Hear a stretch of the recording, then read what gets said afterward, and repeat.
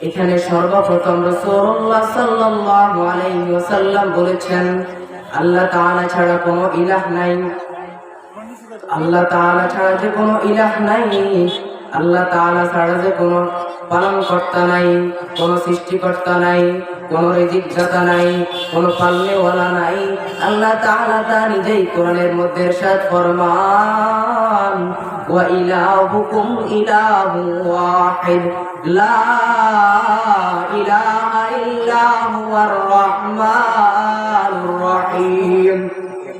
ওয়া ইলাহুকুম ইলাহুন ওয়াহিদ, তোমাদের ইলাহ হলো একজন। লা ইলাহা ইল্লা হুয়ার রহমানুর রহিম, তিনি ব্যতীত তোমাদের কোনো ইলাহ নাই। তিনি পরম করুণাময়, অসীম দয়ালু। আল্লাহ তাআলা তার পরিচয় সূরাতুল ইখলাসের মধ্যে, কোরআনে পাকের সূরাতুল ইখলাসের মধ্যে আরো স্পষ্টভাবে তুলে ধরেছেন। আল্লাহ তাআলা ইরশাদ ফরমান, কুল হুয়াল্লাহু আহাদ আল্লাহুস সামাদ লাম ইয়ালিদ ওয়া লাম ইউলাদ ওয়া লাম ইয়াকুল লাহু কুফুয়ান আহাদ।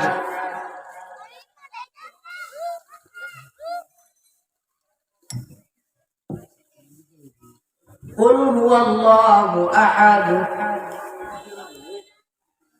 বলুন তিনি আল্লাহ এক অদ্বিতীয়। আল্লাহুস সামাদ, তিনি কারো মুখাপেক্ষী নন।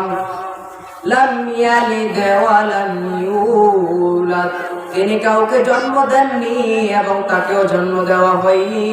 ওয়া লাম ইয়াকুল লাহু কুফুয়ান আহাদ, এবং তার সমতুল্য, তার সমকক্ষ কেউ নেই। আমার আল্লাহ তাআলা কোরআনের মধ্যে ইরশাদ ফরমান, লাউ কানা ফীহিমা আলিহাতুন ইল্লাল্লাহু লাফাসাদাতা ফাসুবহানাল্লাহি রাব্বিল আরশি আম্মা ইয়াসিফুন। যদি আকাশ মণ্ডলীয় ভূপৃষ্ঠে আল্লাহ তাআলা ব্যতীত কোনো ইলাহ থাকতো, তবে তা ধ্বংস হয়ে যেত।